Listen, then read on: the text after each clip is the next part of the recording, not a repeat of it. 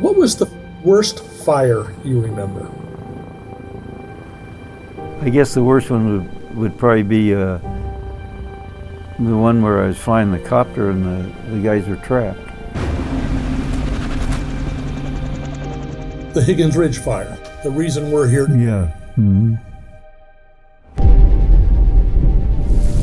I think it's one of those experiences you couldn't forget if you wanted to. Of course, Smokejumpers are invincible, but we were beginning to have doubts about our safety. I said, there's no way we're going to get out of this. It's coming. That's the first time, quite frankly, that I ever thought I was going to die. Did anybody interview you to get a report about that incident? Well, I don't think so. Well, I know that you've talked to your family about it. What have you told them, family and friends, about the Higgins Ridge fire over the years? I don't tell them much. Other people have told them more than I have. His actions was defying the odds as much as our being alive defied the odds in that fire.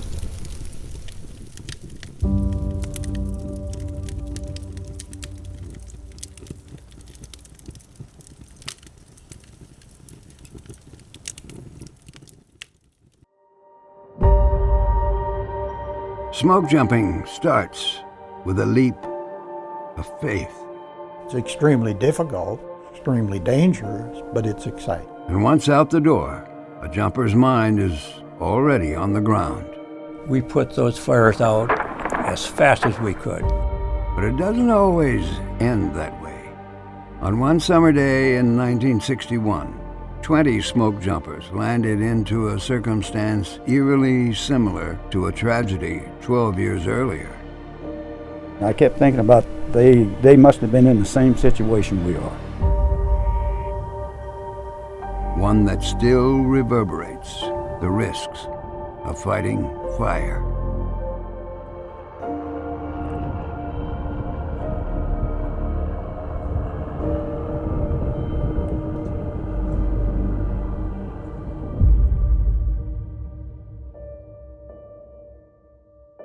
It happened about 20 miles north of Helena, Montana, in a steep, funnel-shaped canyon called Mann Gulch. Lightning sparked a fire on the ridge above the gulch. On the hot afternoon of August 5th, 1949, 15 smoke jumpers landed at the upper end of Mann Gulch. Foreman Wag Dodge was the leader of the group.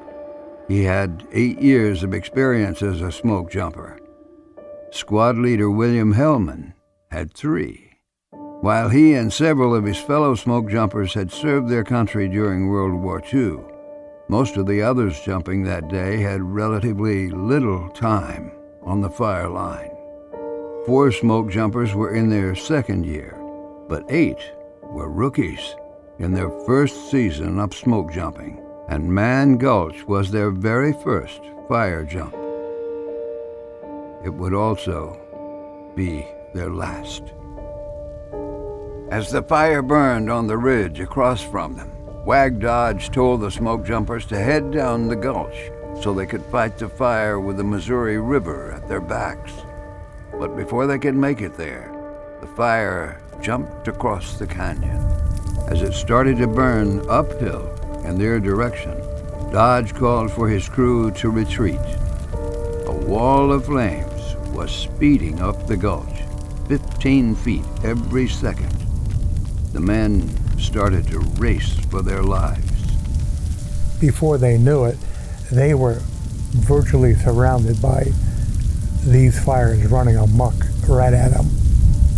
When it became clear to Dodge that they couldn't outrun the fire, he made the unconventional decision to light a backfire, to burn a path away from the advancing wall of flames so that he could lie down in the burned area and hope the main fire would go around him.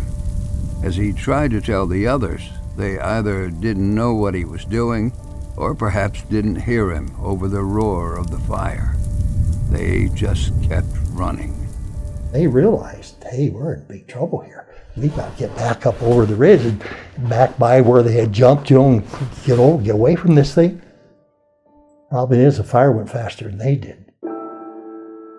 2 managed to scramble to the top of the ridge, finding a break between the rim rocks. 17-year-old Bob Salih and 21-year-old Walter Rumsey took shelter in a rock slide over the ridge before the fire got to them. After it passed, they headed back down into Mann Gulch. Hard to talk about the rest of it. They started looking around for their buddies. They found a couple of them who were still alive, but they didn't make it, It was bad. 13 firefighters died as a result of the Mann Gulch fire. The youngest, Eldon Dietert, died on his 19th birthday. The oldest, David Navon, was 28. Joseph Sylvia and squad leader Hellman died the next morning from their burns, both 24 years old. That was a tragedy. If the crew hadn't listened more to the leader, they probably wouldn't have died. They started a fire and then let it burn up the hill and then go up in the burnt area, that probably might have saved them. Just that difference.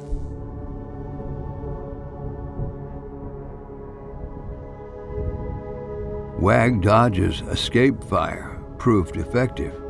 The oncoming fire found no immediate fuel in the burned-out area where he lay, face down, so it parted around him.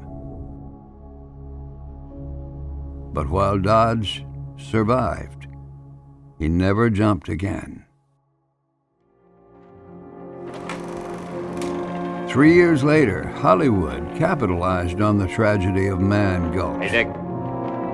That's another one. Telling a distinctively similar story of a smoke jumper crew overrun by fire in the 1952 movie, Red Skies of Montana. In the film, a veteran foreman is the sole survivor of his fire crew. Get back! It haunts him. Over and out. But later, the foreman gets a chance at redemption, Dig in deep. Let the fire go over. Like Cliff, Dick just... ordering a defiant crew to shelter in place. Now start digging foxholes. Miller. Turbines and all here. And this time, Burgess. a Hollywood ending. Boise. Feeling good as new. The entire crew survives and lives to jump again. If you're a young person and you saw that movie, you'd say to yourself, gee, I want to do something like this. I'll notify the smoke jumper base right away. Okay, we're on our way. The 1950s saw a surge in smoke jumping. The Forest Service increased its commitment to get to fires fast while they were small, which saved the expense of fighting bigger fires. By 1960, smoke jumper bases were established across the West. The largest, in Missoula, Montana, was home to half the nation's 300 smoke jumpers. It's a perfect job if you like being out in the woods. Most were college students, using this as a summer job to pay for their next semester of school. You know how you are when you're young? Invincible, you can do anything and everything. I said, hey, that sounds like fun. Plus, probably pays pretty good. In 1961, they earned about $2 an hour, making $83 for a 40-hour week for taking on the risks and rigors of smoke jumping. We learned that when you're not scared, you're making a mistake. Every jump, there's a reason to be scared. They always ask you, is the first one scary? To me, it was the second and third one that was the scariest, not the first. The first, you just go out and you don't know what's going to happen, With the second and third jump, you realize what all the things that could happen. The smoke jumpers relied on Johnson Flying Service, known for its experienced backcountry pilots. They had the skills to fly the men into the region's millions of acres of roadless terrain. After a spotter's hard slap on the leg, it was out the door and into the air. You jump out, and that chute explodes. And I tell you, it gets your attention. When you go like this and there's a big old beautiful parachute up there, you say, hallelujah, now I got to find a place to land. It's pretty exciting just looking down there from there, seeing all the jump spots, and your adrenaline gets going. Training for the air began on the ground. The focus was on physical fitness. Our day started well before breakfast, and the first thing you did was go out and run on the asphalt, the runway. Besides the exercises to get the men in shape, there also was smoke jumper specific training equipment, like a jump tower to simulate the shock of the opening parachute. I remember the worst thing was they had a big long bar and they strapped your legs to it. We referred to it as the torture rack. You bend backwards as far as you can until you touch the ground. That's a long way to bend. They weren't easy on us. They ran us through the ropes. Talk about rope, one of the toughest things you had to do is you had to climb up this rope about 30 or 40 feet. You ever climbed a rope? Boy, it's not easy. I went through the Army Airborne School, and smoke jumper school is at least 3 times as hard. As far as I'm concerned, the training was absolutely outstanding. We're all there for the same goal. There's no doubt about that. Not to wash out, first of all, and to do exactly what was expected and required of us. Man, if you didn't have a good, strong work ethic as a jumper, you didn't last very long. The men training the smoke jumpers were smoke jumpers themselves, seasoned ones. They were the best. I mean, those guys had been through it. And if they weren't the best for training, they would be training. You know, only the best of the best get to do that. They knew what they were doing, they knew what they wanted us to do, and they made sure that we did it. It became not only a disciplinary type instruction, but also a friendly one, where we were expected to pay attention, learn our lessons, and if we had trouble, we could count on the overhead team to be there for us. The principal influences acting on fire behavior. Beyond parachute and landing lessons, trainers made sure the smoke jumpers were prepared to fight fire. When all 3 are favorable for the spread of the fire, anything can happen. You had extensive fire training. We had practice fires, and we practiced digging fire line, way too much of it, but anyhow. And you always had squad leaders or foremen with you. You had classes and fire training. Adjacent radiation dries out the unburned slope. Trainers used the example of Mann Gulch to punctuate the importance of listening to leaders. You know, if the fire escapes and you have no control, you're at the mercy of that fire. And so Mann Gulch was talked about a lot. Hey, we can't let that happen. The guys panicked and lost their lives. We were well trained about that. And I think that is burned into most smoke jumpers are you better stop and think what you're doing and follow the experienced squad leaders. We were, I think, quite well prepared, but never even gave it a thought that we might end up in such a similar situation.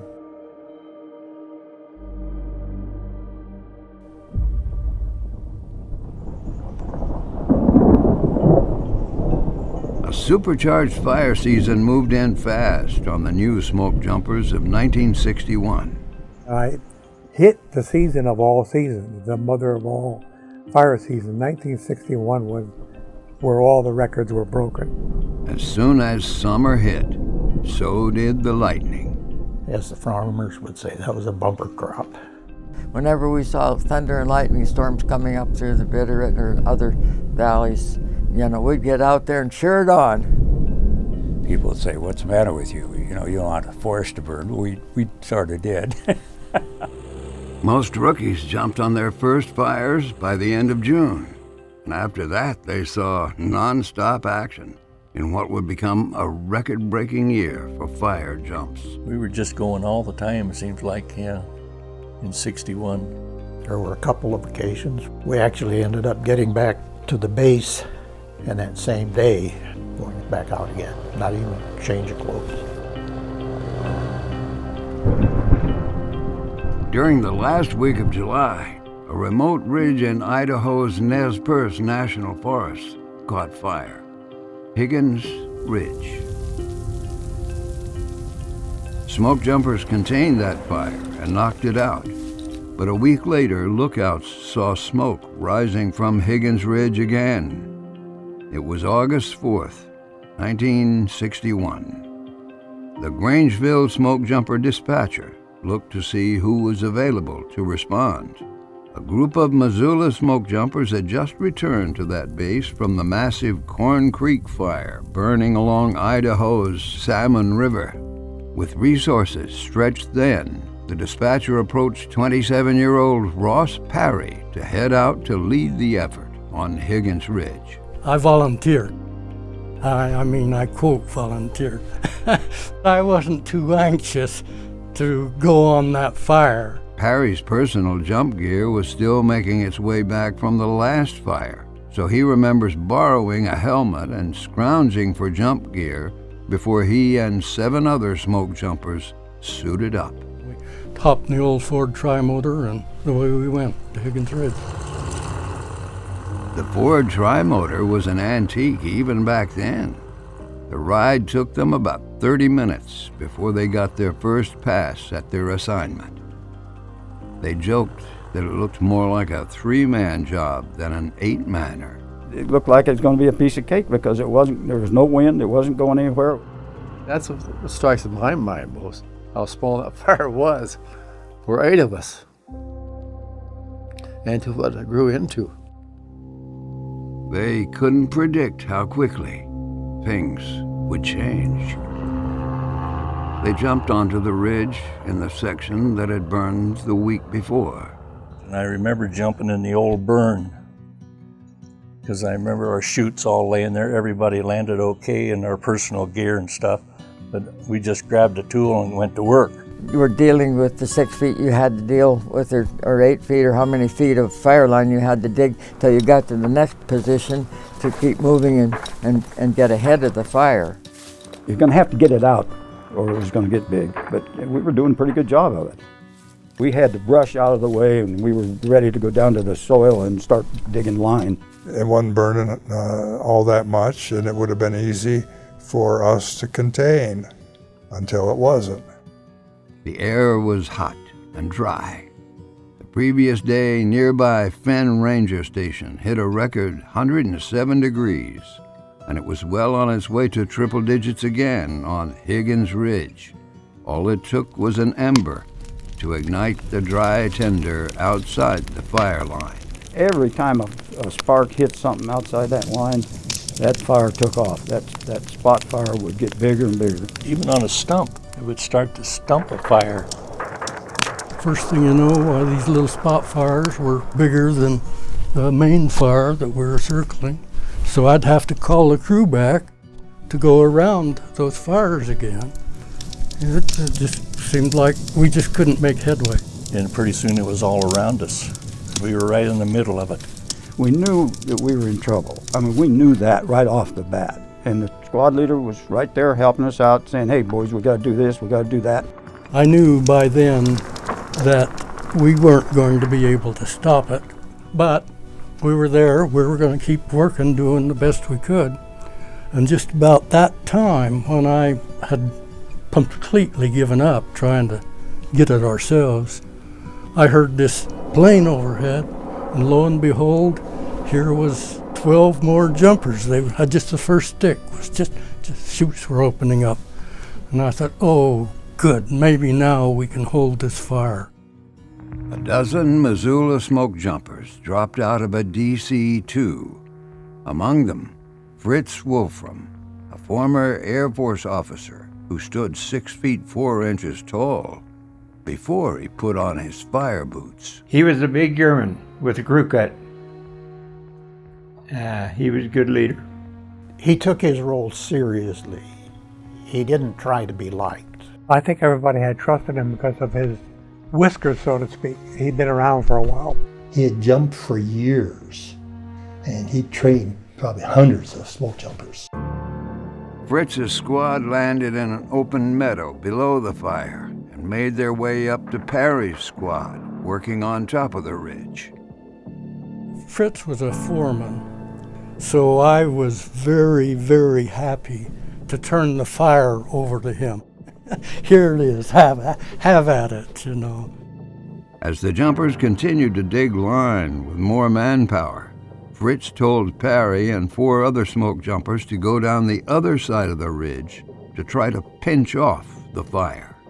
So that's what I did. I took the 5 and he kept the 15 going up the main side that we were going on. As the 15 jumpers got to work on the fire burning on the ridge, Fritz noticed the tops of the trees moving faster in a sudden surge of wind. And he knew it was just a matter of time until that heat and sparks came up and grabbed that, started a ground fire.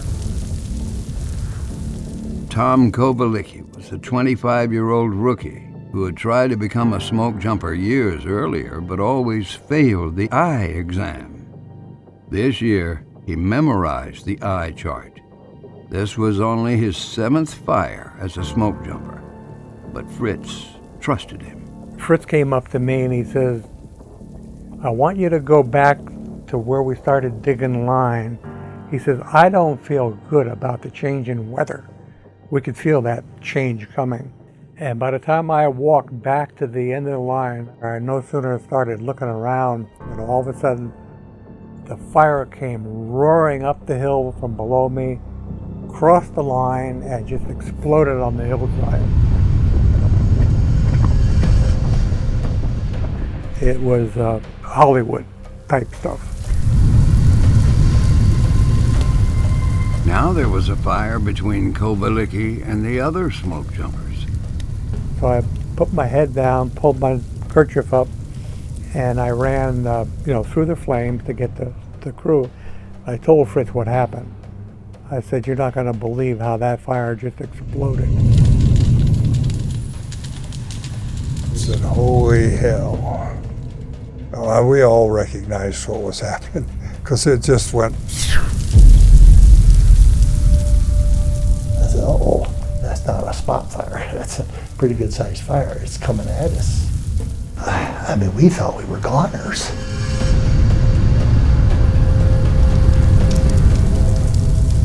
Suddenly, the fire gained the upper hand in a spot the smoke jumpers were previously safe.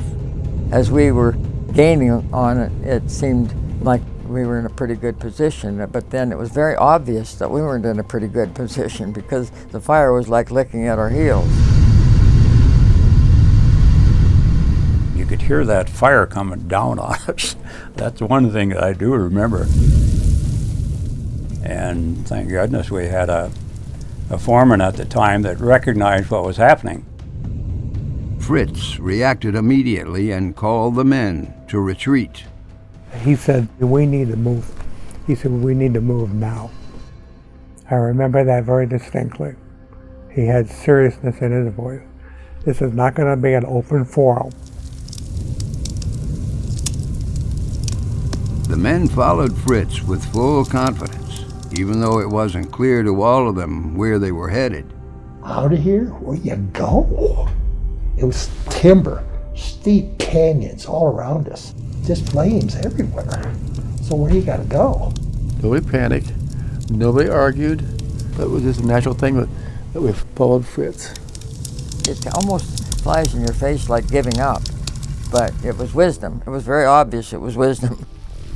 Fritz knew the only possible refuge would be higher on the ridge where the fire had already burned, but getting there would require the men crossing through the fire. I had full trust in what our leaders were telling us to do. It's just something you do.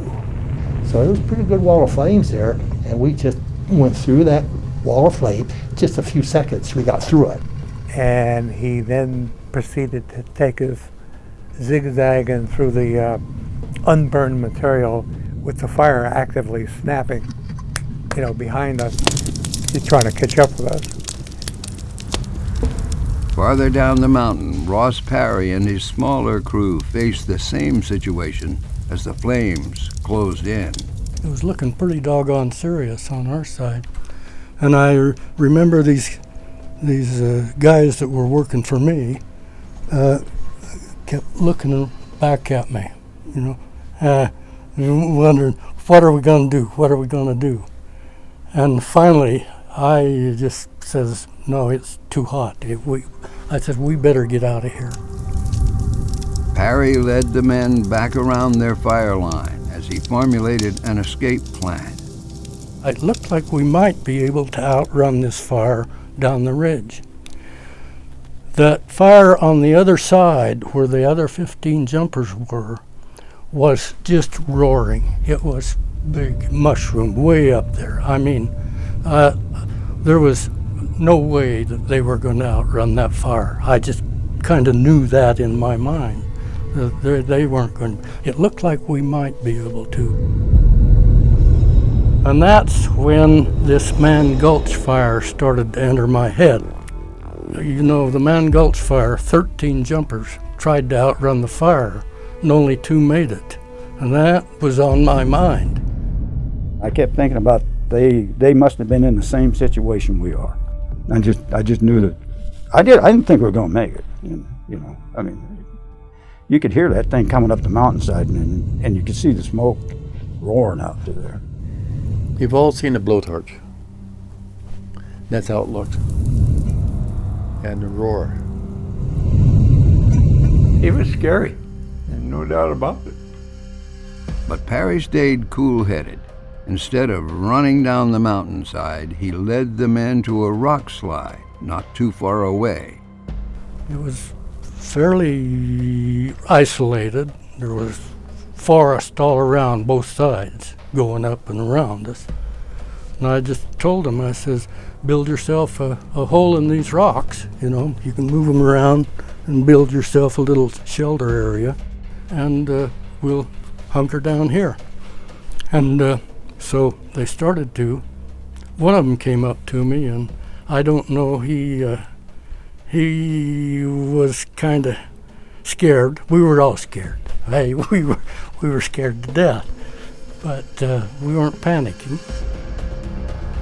There was a point when I thought I would like to just run down over that mountain and get away, because I said, there's no way we're going to get out of this. It's coming.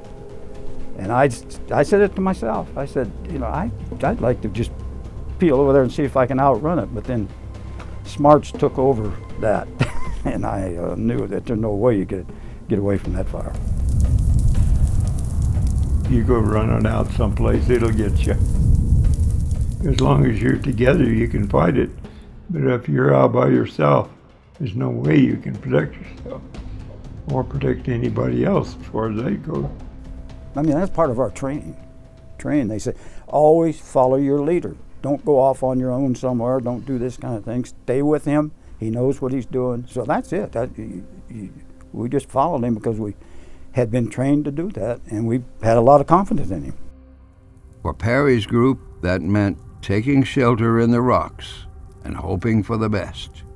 I was scared, but I felt like it was out of our hands. We were either going to survive in that rock pile or we weren't. I felt like we would. I felt quite confident we would. If I hadn't, maybe I'd have panicked, I don't know. They each dug out depressions in the rocks and settled in as they felt the heat from the fire getting closer. And kept our bandanas over our face wet to protect our face, and then got as low as we could in the rocks. I remember digging underneath the rocks and getting down there where you could get some fresh air. No, I was hunkered down in the rocks and my helmet down over, I couldn't touch the helmet with my bare hands. And I heard this clunk on the rocks and looked around. My canteen had actually burned through and dropped out onto the rocks. It was pretty hot. All the while, they worried about their comrades on top of the ridge. One smoke jumper asked Parry if he thought they'd survive. And I told him, I says, if the only way they could have made it is they got in the old burn. I says that, I don't think they could have made it. I really didn't think they made it, to be honest with you. Higher on Higgins Ridge, Fritz Wolfram had managed to lead his men to the ridge top, where the main fire had already passed through. It was an open area that had previously been cut out to use for helicopter landings, but the trees and logs inside it were still burning when they got there. There was dead trees, flaming trees, smoke, and strong winds. I would say the winds were 50, 60 miles an hour. It's like standing next to a jet airplane taking off. The winds were blowing the ashes around it like in swirls around us, so much that it was sticking your eyes together. They laid face down and tried to look out for embers landing on each other. And if we saw a spark or a flame, we would pat it out. I heard somebody say, your pants are on fire, so I turned around to see who it was, and it was me. I had shag jeans cut off, and the frayed ends had caught fire. While standard firefighting pants had yet to be designed, the Forest Service had issued the Missoula Smokejumpers newly developed flame-resistant shirts, and all the men had them on, except Fritz Wolfram, who had left the base in a hurry, and just his T-shirt. And I can still see Fritz in my mind's eye, hunkered down in that T-shirt. There was only, maybe you could see maybe 3 or 4 feet in front of you with all the smoke. So you know that everybody was around, but you didn't know for sure where they were at, but you had to try to help keep those embers off of each other. But embers were the least of their worries, as the trees burning around them began to boil. The alpine fir tree is loaded with a pitch underneath the bark. It gets so hot, it just explodes. And when it does, it just roars. It's quite frightening. It sounds like a railroad train coming through the woods when the trees start blowing up and exploding. The weakened trees couldn't withstand the wind. Bang! A tree would come down from the wind, coming close, right next to us. Some of us with glasses could see enough, and Fritz too, that we could tell everybody to move a little bit to get out of the way, because and then bam, a tree'd fall down. Guys would holler. It just sounded like a freight train. It did. I mean, it was that loud when it come up through there, and it was very, very scary. I heard somebody saying the Lord's Prayer, and I don't know who it was. I poked the guy next to me and I said, "You remember how that Hail Mary thing goes?"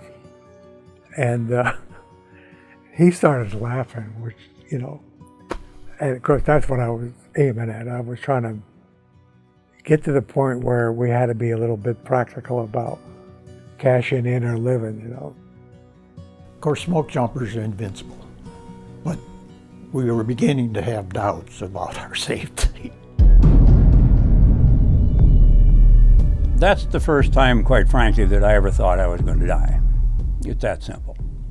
And it was a combination of the fire itself, the heat, the wind, but, and I hope the rest of the jumpers feel this way because I know I did, I felt I was going to suffocate to death. If you stood up, I think you could have died from a quick breath of hot air. You know, fire burned, takes oxygen, and it took all the oxygen out. Now that's scary, when you can't breathe. Face down, they sucked oxygen out of the holes they'd dug in the soil. And then the wind would let up, kind of. And we'd all stand up and just gasp for air and suck in air and suck in air. And we fill your lungs with oxygen in just a few seconds. And then that thing would come right back down again, the wind would start blowing, we were right back down in the hole again. we counted on that wind to change. I can remember how long is it going to be before we can get oxygen again, you know. That happened that went on and on and on. I think that a lot of us just didn't think we were going to make it, but you don't want to ever give up. You know, you're not going to give up. In the middle of the fire, they couldn't imagine their salvation was in the sky, on the other side of the smoke.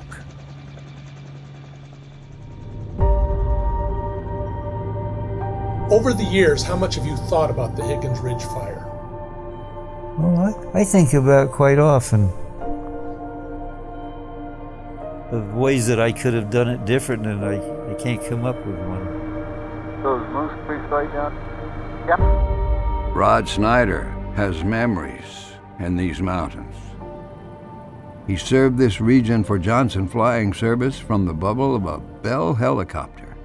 Johnson had a fleet of similar choppers, but Snider was assigned to fly the only one with skids painted bright red. The pilots nicknamed it Red Legs. I was lucky. I got to fly Red Legs. I got to fly it all the time. It was kind of my helicopter. At least I thought it was. In the summer of 1961, Johnson had stationed Snider and Red Legs at the remote Moose Creek Ranger Station. With the nearest road 25 miles away, one can either hoof it in or fly there, landing on the grassy X of an airstrip. It was Moose Creek Ranger Bill Magnuson's 30th birthday on August 4th, but that was far from his mind that day as he watched the smoke column getting bigger above Higgins Ridge. Magnuson asked Snider for a lift to take a closer look. So I got the copter and away we went. Snider landed one ridge over, and they watched as the fire started gaining steam. Borate bombers dropped retardant with little effect. They had radio communication from Moose Creek, so they knew two groups of smoke jumpers had dropped in to fight the fire on Higgins Ridge. Before he was a pilot, Snider had spent 3 summers as a smoke jumper, so he sensed the fire behavior was beginning to be a battle for the smoke jumpers, and he wanted to check on them. He and Magnuson hopped back in Red Legs and hovered close to the fire to see if they could locate the smoke jumpers. So we went out and couldn't find them right off. Went up on the fire line and I flew along the edge of the fire line. By now the fire had blown up, burning on both sides of the ridge. He flew over the fire, scouring for any signs of the 20 men. But the winds were so much in the smoke that you couldn't see hardly anything there. With the helicopter almost out of gas and no sign of the smoke jumpers, they returned to Moose Creek to refuel. The smoke jumpers didn't have a radio, so with no word on how they were doing, Snider and Magnuson were determined to get eyes on them, even though no one gave them orders to do so. They hopped back in Red Legs, and this time flew past the fire line, searching for signs of the smoke jumpers in the middle of the fire. They feared the worst as they tried to see through the smoke below them. Finally, something orange caught their eye alongside the flames. It was the movement of men wearing orange shirts. They stood out a little bit, and I thought, my gosh, they're in the fire. I thought, well, I gotta get these guys out of here, but I don't know how I'm gonna do it.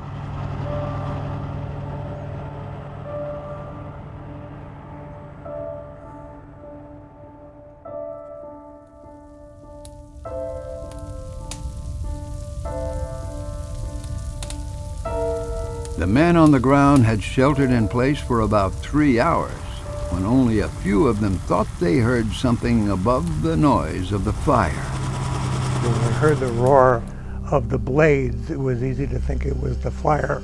You can hear the blades whop, whop, whop, whop, and then we knew it was a helicopter. I wondered why he was flying in that mess up there. Not even thinking that he might be looking for an opportunity to come down. It looked like they really needed help, and I was going to try.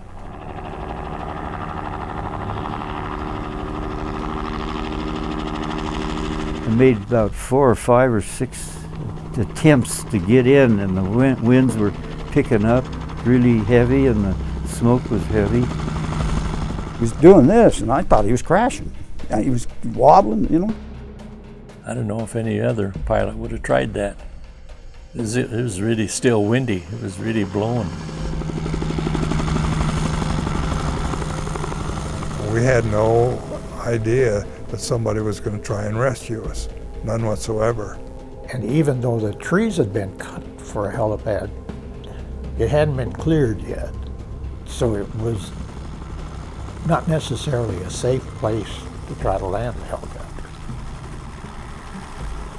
The wind was really cooking in there, and I couldn't see the heliport all the time to get down, and I had to come in high and then drop down into it when I could see a little break. It seemed like you had to slam it down because of the winds, and I mean, it landed really hard. I remember seeing that helicopter start to settle down through the smoke, and there was still fire shooting up all around that helicopter. I mean, I was amazed. I just didn't see how he was able to set that copter down through all that fire and smoke. I couldn't believe it. I mean, that took a lot of gut to fly that helicopter down into where we were at. I mean, you just can't imagine what that looked like when he come in there.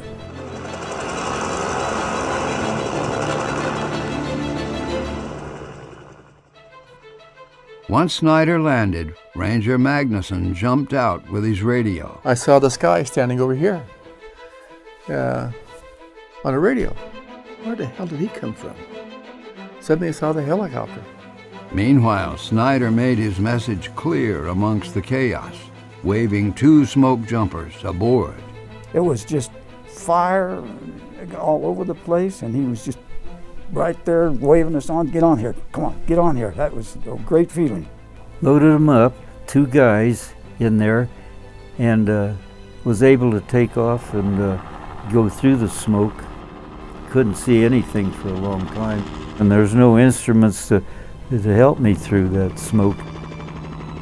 I got them out and took them to a ridge where it was open, and the fire wasn't going to get to, and let them out. Snider was about to ask even more out of that Bell helicopter built for 2, an act that would test the muscle of mechanics as much as a pilot's persistence. There wasn't any question I was going back. I was going back somehow to get them out. When he picked them up, the first 2, he said, "I'll be back." And he was. As Snider flew back to Higgins Ridge, he tried to calculate how he could possibly rescue the 18 remaining jumpers. I thought, well, I don't see I can take 2 out at a time and get them all out of here in time because the fire's still building up from the back side of the hill. And so I spent a long time trying to get in and land again, and I did it. And I thought, well, maybe 2 guys can get in the copter, and then we had these trays on the side of the helicopter that we carry cargo in. I told the guys, why don't you lie down in those trays and put your hands around it and hold tight, and I'll take you out. You didn't have to ask me twice, tell me what to do when it came in. 'Cause I could just go in there and jump on that skid, and he left me out of there. Yeah. No, it wasn't wide enough to get completely in. I do remember that. And the last thing Rod hollered out, he says, "Hold on to your damn hard hats. I don't want them flying into the rotor, so put the hard hats under us so they wouldn't fly off, our fire hats, because that metal hitting the copters. Rotors wouldn't be good, so, and off we went." But I can tell you this, riding on the skids of a helicopter is very interesting. Terrific view. Inside the cabin, Snider knew he was asking Red Legs to perform something it was not designed to do. And I remember Rod just saying, "Boys, my manifold pressure doesn't look very good." And he said, "We're going to dive down over this cliff, and so don't worry, and then I'm going to pull it back up to get you up to the ridge top." I thought, oh, well, here we go again, Is the helicopter going to make it now? Snider had rescued 3 loads of smoke jumpers when Ross Parry decided maybe it was time to lead his men out of the rock slide. So we started going up, and it was still hot. There was still fire all over. And that's when I got my first worst burn. Was walking up through there. I must have stepped in a hot coal area, and it went down over my boot and burned my leg a little bit before I could. Parry and the 4 smoke jumpers under his watch would make 2 more trips for Snider. Ranger Magnuson was still on the ground, radio in hand, waiting for the rescue to play out. He was a pretty brave guy. He waited to the very last trip out and made sure they got out. It was nearing nightfall as Magnuson and Parry climbed aboard the copter. Parry had been the first smoke jumper on Higgins Ridge that day, and now he was the last one out, as Rod Snider and Red Legs carried them to safety.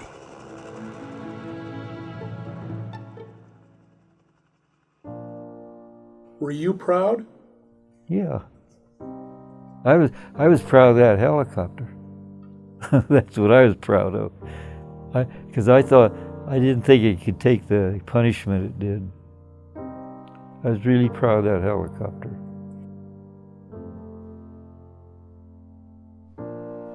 The next day, a mechanic would check the copter that had carried the weight of 20 men out of the fire on Higgins Ridge.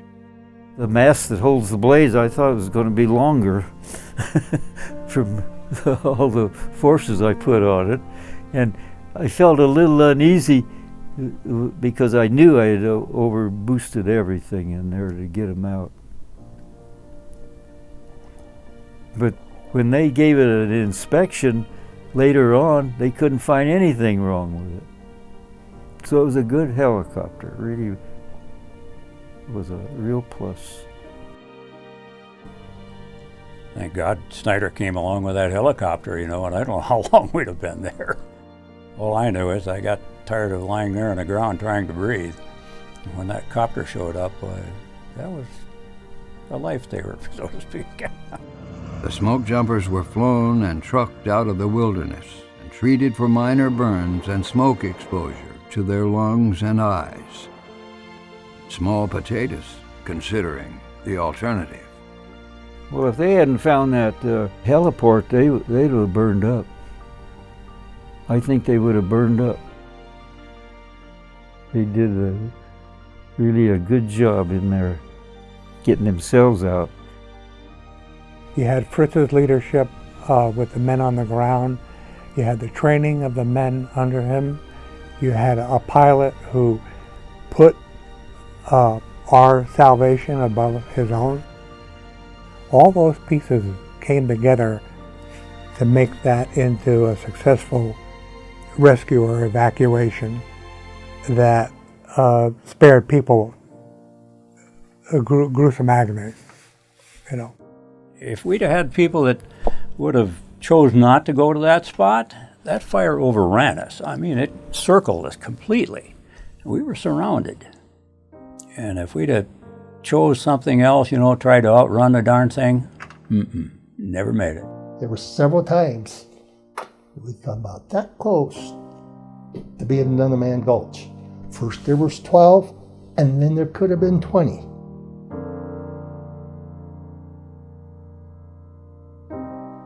Reflecting back on it, some of the circumstances were hard to explain that they did play out with something so successful that could have been just a matter of turning the page and been the opposite.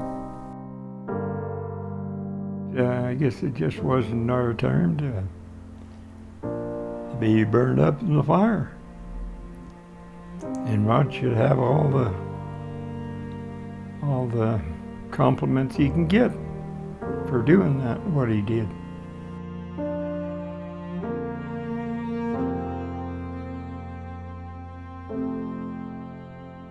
Oh, I can say he did a miraculous job.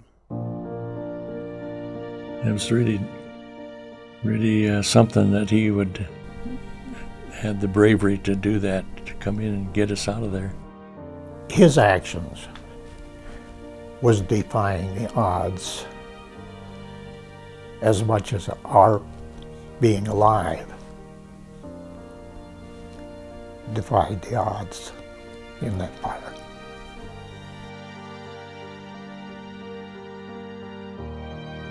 Were you a hero? I don't feel like a hero, really. I feel like it was my job, and that's what I did. I felt good about it, though. I felt good I got them all out. I always felt good about that. Perhaps it was his selflessness and his confidence in his skills. But maybe it was Snider's deeper understanding of the Smokejumpers' situation. I had often wondered why he did that.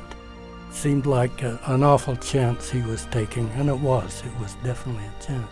And it wasn't till, after, I don't know, maybe a year after, that I found out that he had been a smoke jumper. That's why he did it. He was one of us.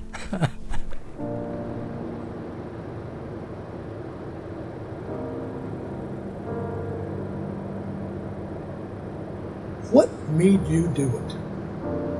Oh, it had to be done. It had to be done.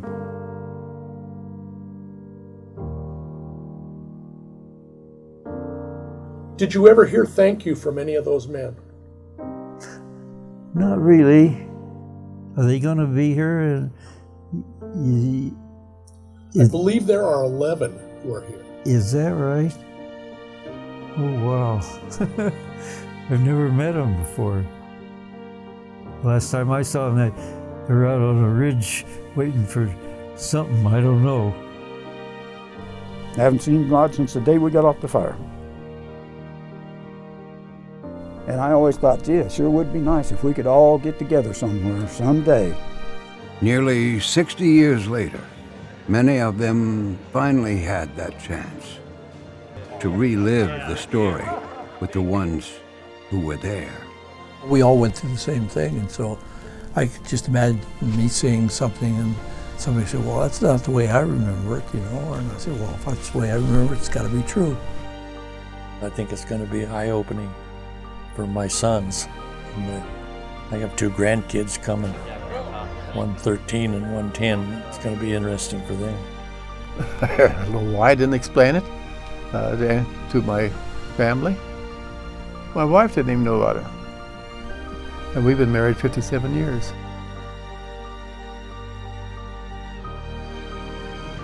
At last, they could thank the pilot who put their safety above his own and relish the outcome that might not have been. I think we were all lucky. Really. I think we were lucky and we did right, all of us. We must have, because we all got out of it.